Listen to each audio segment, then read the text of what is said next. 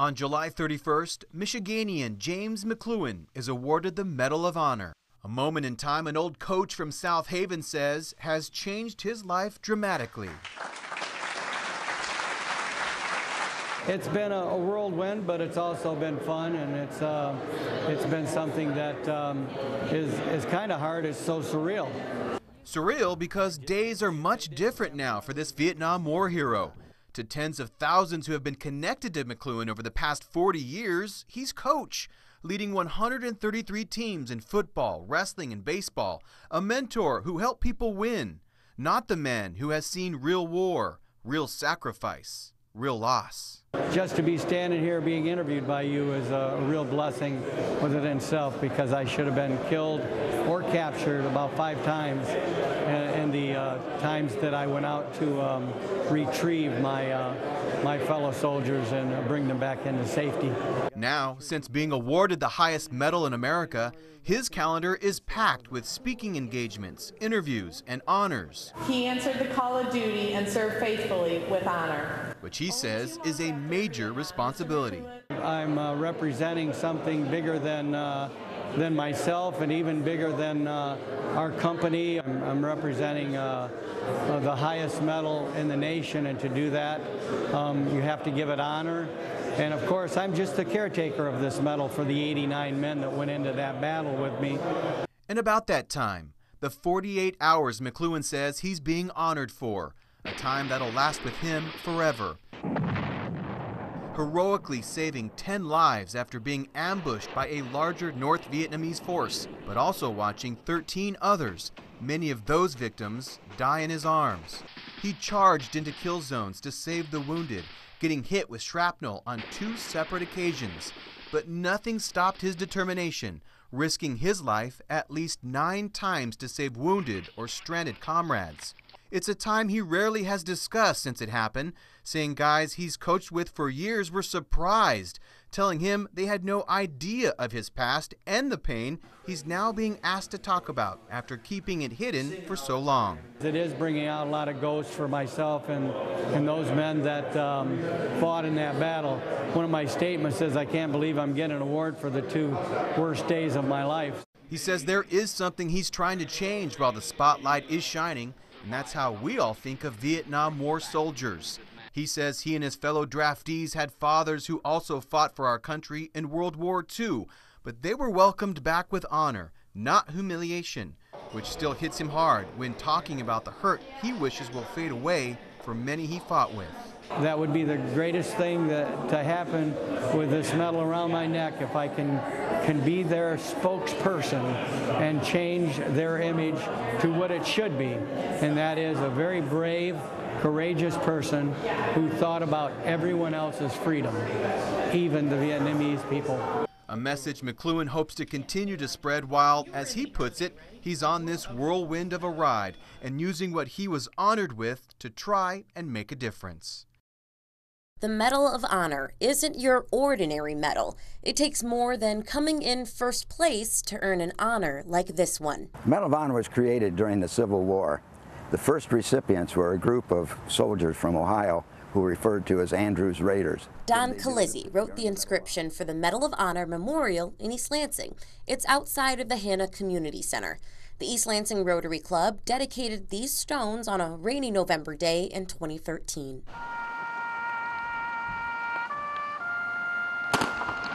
You may have walked or driven past these markers a million times, but have you ever stopped to read them?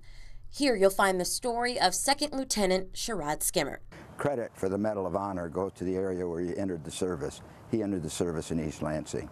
This is where Lieutenant Skinner grew up, in the historic Glencairn neighborhood. This area was pretty new back in 1940 when Sherrod Skinner moved here. George Nugent grew up just a few houses down the road from the Skinners. This area was an area of new homes, and all of us young children were about the same age. Including Sherrod Skinner. Yes, absolutely. He was probably 5 years older than I was. The family moved from Hartford, Connecticut for Skinner's father to start a new job. His father was a vice president for Oldsmobile, and that's their connection to Lansing. The Skinner children finished elementary school and junior high school in East Lansing. Then the family moved to Massachusetts. Skinner graduated from Harvard, and while he was at Harvard, he was enrolled in the Marine Corps ROTC program. Years later, Lieutenant Skinner fought in the Korean conflict. The incident that earned him his Medal of Honor happened on October 26, 1952, while he was stationed with his unit. They were ambushed, surrounded. He was severely wounded, but he kept running to the aid of his men, serving them ammunition. When their ammunition ran out, he told his men to feign death in hopes that the enemy would fly over and end their attack. But that's not how the story ends. One of them threw a hand grenade. One of the enemy threw a hand grenade in the middle of his group. Sherrod Skinner saw the hand grenade, jumped on it, absorbed the full force of the blast. He sacrificed his life to save the lives of men in his unit. That earned him the Medal of Honor. At 22 years old, Sherrod Skinner gave his life to spare the lives of his unit. In 1953, his parents accepted their son's award posthumously. Today, Sherrod Skinner Jr. is buried in Arlington Cemetery. But the markers dedicated for his acts of bravery stand tall in East Lansing. So the next time you walk by this memorial, take a second and read a heroic story. You won't be disappointed. Here for you in East Lansing, Mariah Harrison, 6 News.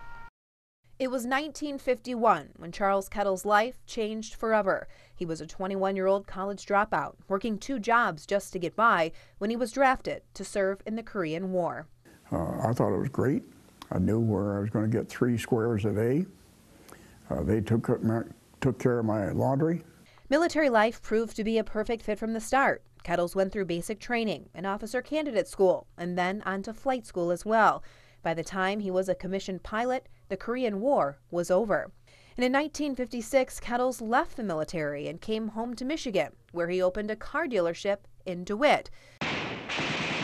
But when the Vietnam War started, Kettles returned to action. The Army was looking for pilots, and so I volunteered to go back on active duty. Kettle started his first tour in Vietnam as a 37-year-old platoon commander. We ran combat assaults where you insert and extract as appropriate and resupply troops. It was during one of those missions on May 15, 1967, about 17 miles northwest of Duc Mo, Vietnam, that Kettle stepped up and saved many lives.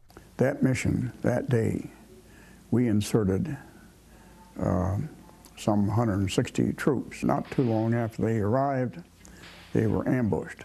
An ambush that prompted a call for more troops. We were to insert the additional 80 troops and withdraw those who were wounded or otherwise. After a day-long fight, Kettle says it was clear the American troops would not win the battle. Battalion commander called for emergency extraction. Kettles and his crew headed back in once again. His unit landed amid heavy artillery, loaded the troops, and took off. But not long after they got off the ground, he learned 8 soldiers were left behind. They had been down in the riverbed putting up a last-ditch effort to protect those who were loading and didn't get up to board themselves. But Kettles knew he had to turn back. If I leave them there for 10 minutes, they're going to be prisoners of war or they're going to be dead. Immediately after touchdown, our friends from North Vietnam put a mortar round just off the nose of the helicopter, which took out the left, part of the left and part of the right windshield, took out the chin bubble in front of me. Heavily damaged and overweight, Kettles' co-pilot struggled to get the chopper off the ground, so Kettles took control. It did fly. I wasn't sure it was going to, but it did. So we got the hell out there. When we got the helicopter back to base, it had some 35, 36 holes through it. A piece of shrapnel came up through the seat inside the armor plate, passed my leg and tore out the back of the seat. Despite the damage, they were all alive, all thanks to Colonel Kettles.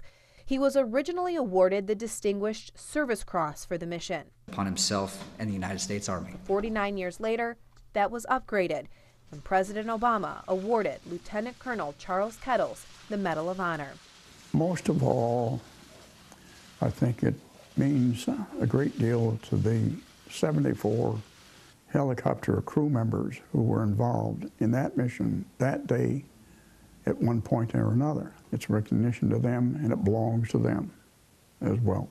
And while it's nice to have the recognition, Kettle says the medal itself is far from the greatest thing to come out of the mission. Simply getting those 44 out of there, the last part of that mission, and their names not appearing on the wall in Washington or elsewhere. That's the most important thing. It's a long-lasting tribute that started with an everyday citizen. Last summer, Jonesville resident Dave Bauer was traveling out west when he came across a tribute to Congressional Medal of Honor recipients and spotted a familiar name from his hometown. I guess you could call him a hero as far as the Vietnam War, and his service went above and beyond. Bauer started learning more about James Steele. Though he was born in Jackson in 1947, Steele grew up in Jonesville, graduating from Jonesville High School in 1965. That's him on the right in the school yearbook. He was a very unassuming person when he lived here and went to school, quiet individual. After graduation, Steele joined the Marines, then the Army, finding himself in the Vietnam War. In May 1969, Steele and other U.S. troops came under heavy enemy fire. Despite being injured by a grenade, the mid-Michigan native stepped into action, quickly organizing soldiers for attacks and single-handedly destroying 6 enemy bunkers. With bullets flying around him, Steele came to the aid of a wounded American officer, striking down an enemy soldier who was about to kill the officer. Steele's actions saved numerous American lives and took a heavy toll on enemy forces. I think there were a number of people who were surprised that he would do those kinds of heroics only because of his demeanor and so on in school. In 1973, Steele was awarded the Congressional Medal of Honor by President Nixon for his heroic actions.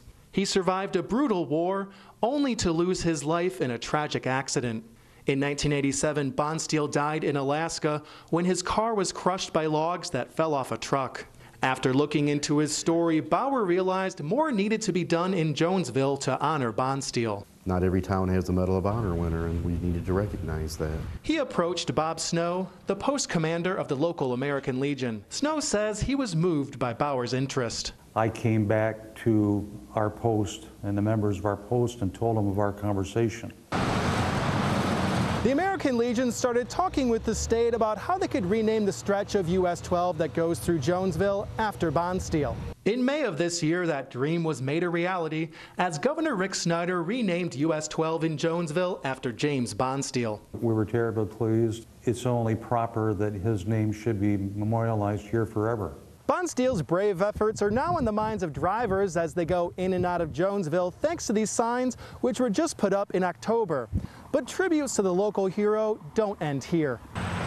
In 2011, this street in Blackman Township outside Jackson was renamed for Steele, accented by a memorial honoring Medal of Honor recipients from Jackson County. And in Europe, a U.S. Army base proudly uses the Michigander's name, honoring him with Camp Steele in Kosovo.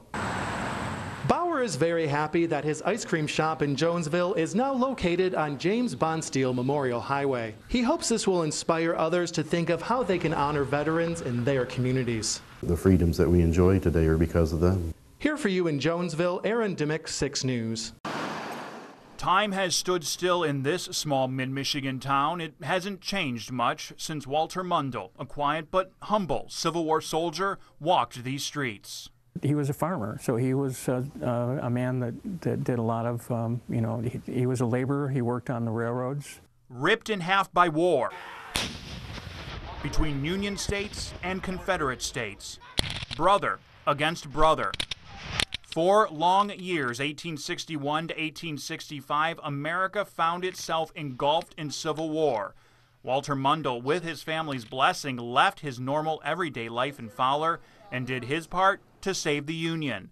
Mundell was presented the Medal of Honor after he captured a Confederate flag during battle, a big accomplishment during the Civil War. If you cannot hear the orders and you see the flag go forward, you know you have to move forward. You see the flag go back, you have to go back. The enemy knows this, and therefore, once the flag is gone, if a unit has its flag captured during an action, it's just considered that's just the worst thing that can possibly happen to your unit.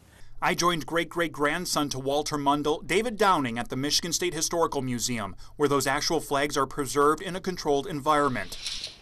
Every tear and stain represents the hardship of battle, but the detailed embroidery tells the full story. Just like the story of Surgeon George E. Ranney from Lansing, who risked his life and was awarded the Medal of Honor more than 35 years after saving a fellow soldier. He came back and he lived his life. He contributed to our state and our country.